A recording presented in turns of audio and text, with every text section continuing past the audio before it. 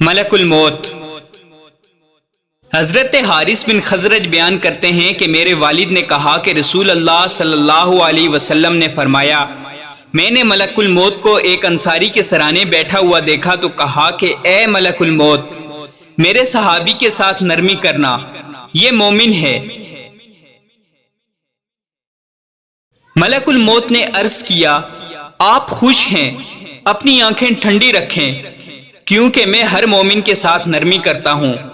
اے اللہ کے رسول صلی اللہ علیہ وسلم، آپ یقین رکھیں جب میں ابن آدم کی روح قبض کرتا ہوں اور اس کے گھر والوں میں سے کوئی چیخ کر روتا ہے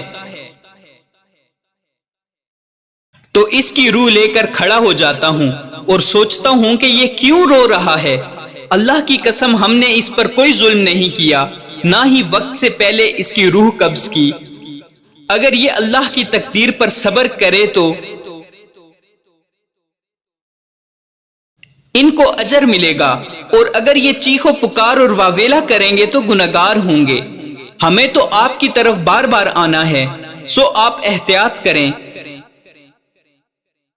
میں دن رات تری اور خشکی پر، میدانوں اور پہاڑوں پر، ہر گھر پر نظر رکھتا ہوں اور ہر چھوٹے بڑے کو پہچانتا ہوں، اور اے اللہ کے رسول صلی اللہ علیہ وسلم، میں اللہ کی اجازت کے بغیر ایک مچھر کی روح بھی قبض نہیں کرتا۔ سیکیورٹی اور اسلام۔ ایک دفعہ امیر المومنین حضرت عمر فاروق رضی اللہ تعالی عنہ کسی کام سے جا رہے تھے۔ ایک سیاح کو پتا چلا کہ وہ مسلمانوں کے امیر ہیں تو وہ یہ دیکھ کر بہت حیران ہوا، بھاگا بھاگا آپ کے پاس پہنچا اور پوچھا،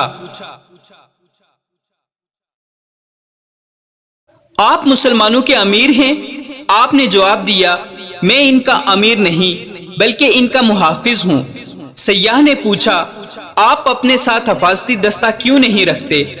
آپ نے جواب دیا، عوام کا یہ کام نہیں کہ وہ میری حفاظت کریں، یہ تو میرا کام ہے کہ میں ان کی حفاظت کروں۔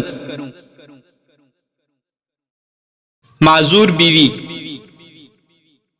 حضرت فرماتے ہیں کہ ہمارے شہر کا ایک شخص جب فوت ہوا تو اسے غسل دینے والے عالم نے دیکھا کہ اس کا دہانہ کندھا ایسا تھا جیسے کسی نورانی شکل والے بزرگ کا چہرہ۔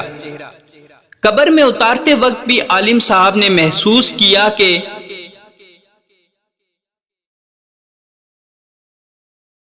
اس کے دہانے کندھے میں سے روشنی پھوٹ رہی تھی۔ دفنانے کے بعد امام صاحب اس مردے کے گھر گئے اور گھر والوں کو ساری کیفیت بتا کر وجہ پوچھی تو ماں نے یہ واقعہ سنایا، میرا بیٹا جب کالج سے فارغ ہوا تو جلد ہی اسے ایک اچھی جگہ نوکری مل گئی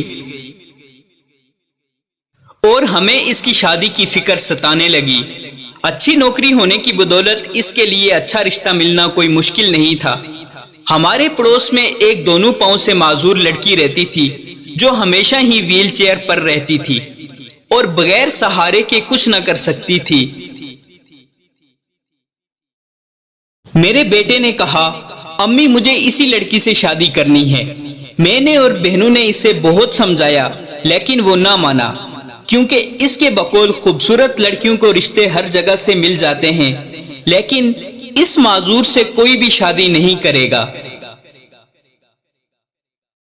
آخر کار ہمیں اپنے بیٹے کی بات ماننی پڑی اور اس کی شادی اس معذور لڑکی سے کر دی۔ وہ ہر روز اپنا ناشتہ خود بنا کر اور اپنی بیوی کو کھلا کر آفس جاتا اور واپس آ کر بھی خود ہی سب کچھ کرتا۔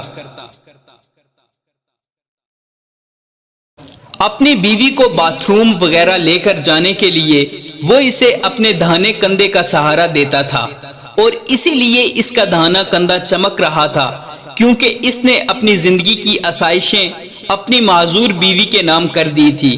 اللہ پاک ہمیں معذوروں کا احترام کرنے کی توفیق عطا فرمائے، آمین۔